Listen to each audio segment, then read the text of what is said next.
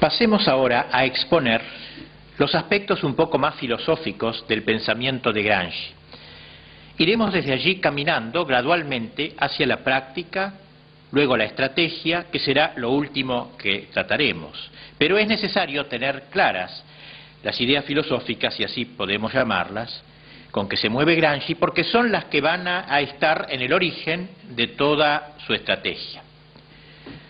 Cuando se lee a Gramsci, uno queda con la impresión, o puede inclinarse a pensar que está frente a un marxista heterodoxo por la novedad de sus afirmaciones.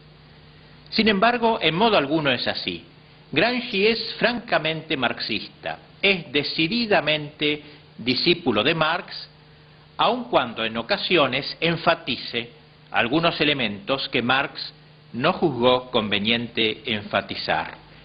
Nunca se sale del marco de la ortodoxia marxista. Lo más que se podría decir es que se trata de una acentuación historicista del marxismo, precisamente para darle toda su eficacia en el campo de la operatividad política. Podríamos dividir, según el esquema que ahora les van a mostrar, las principales ideas de Gramsci, reducirlas a tres grandes capítulos.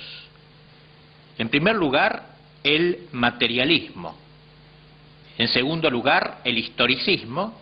Y finalmente, el inmanentismo. Son los tres principales aspectos que integran lo que podríamos llamar la filosofía de Gramsci. El primero de ellos es, como dijimos, el materialismo. Ya sabemos que este es un elemento fundamental en el pensamiento de Marx. Sin embargo, enseguida debemos decir que Gramsci manifiesta cierta repugnancia por el término materialista. Aunque esto ya parece extraño, y a algunos pueda olerles a heterodoxia, el hecho es que le repugna este vocablo. Ahora, ¿por qué le repugna?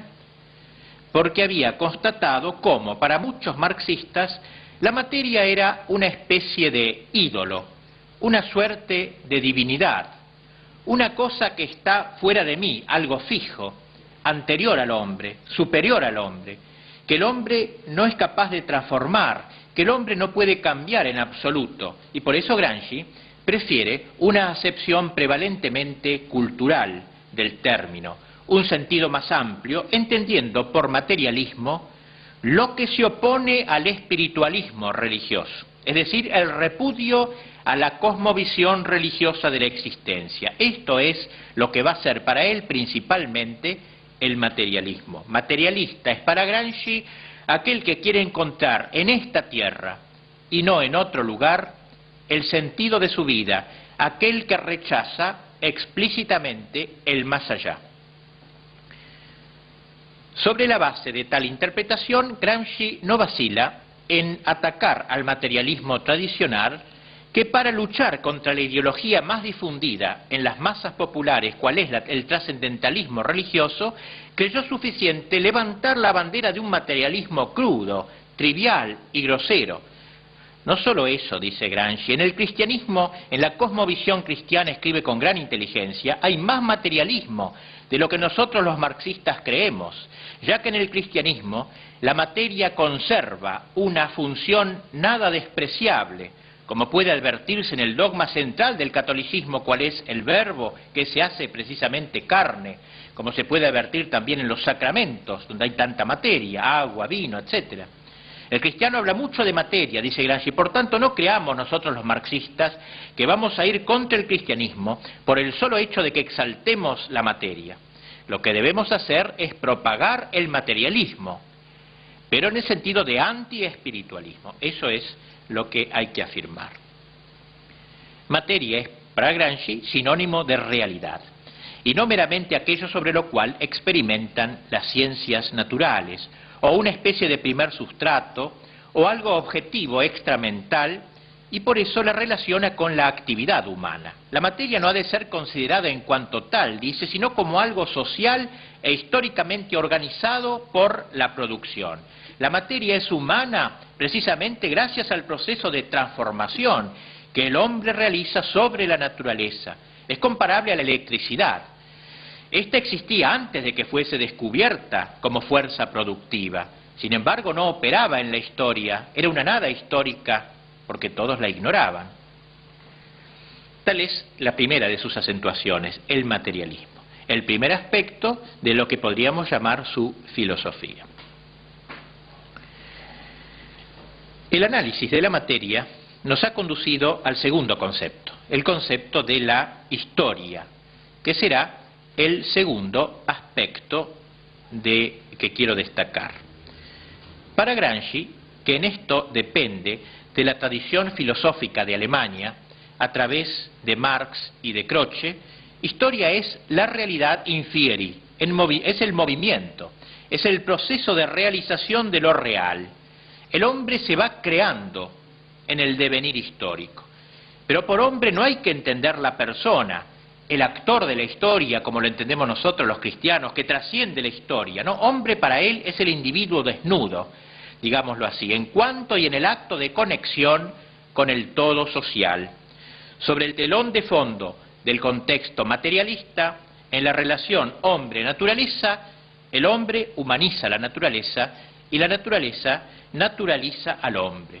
Haciendo al mundo, el hombre se convierte en artesano de sí mismo, el hombre se hace, en un constante intercambio con la naturaleza se va creando el hombre. Esta conexión que Gramsci establece entre materia e historia le permite evitar todo materialismo fixista, todo materialismo craso. Materia es en cierto modo lo que existe, que se impone al hombre, sí, pero al mismo tiempo es el resultado de una praxis anterior y el punto de partida de una praxis nueva también. Es la naturaleza humanizada por el trabajo, transformada, organizada históricamente por las fuerzas productivas del hombre. Esto es precisamente la historia.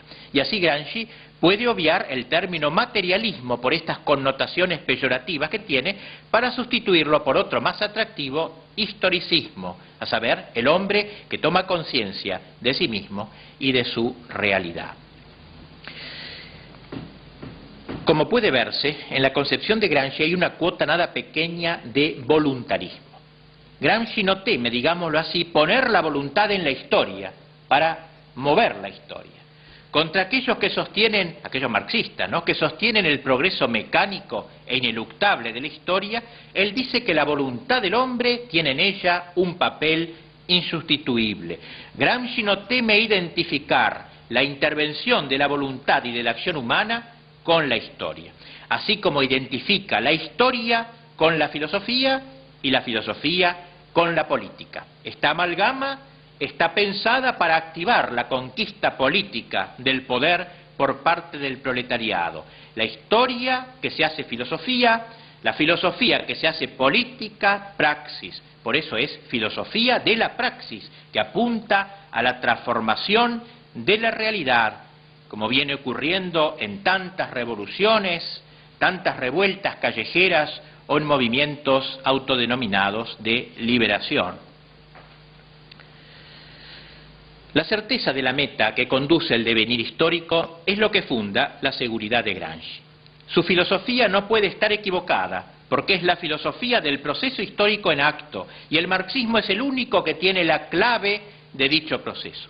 Siendo la revolución comunista la óptima, poniendo en la cúpula el proletariado, ya no cabe esperar una revolución ulterior, ni que aparezca otra clase que pueda aspirar a la hegemonía. El triunfo del marxismo cerrará el proceso de la historia.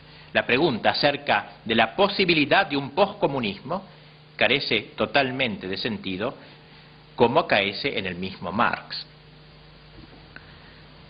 Cuando en la expresión materialismo histórico, Gramsci destaca prevalentemente el adjetivo histórico más que el sustantivo, materialismo, es, como vimos, para no caer en la ingenuidad filosófica de ese materialismo tonto, vulgar, que él denomina materialismo metafísico. Materialismo, dijimos, historicismo, y ahora el tercer y último punto de su filosofía, el inmanentismo.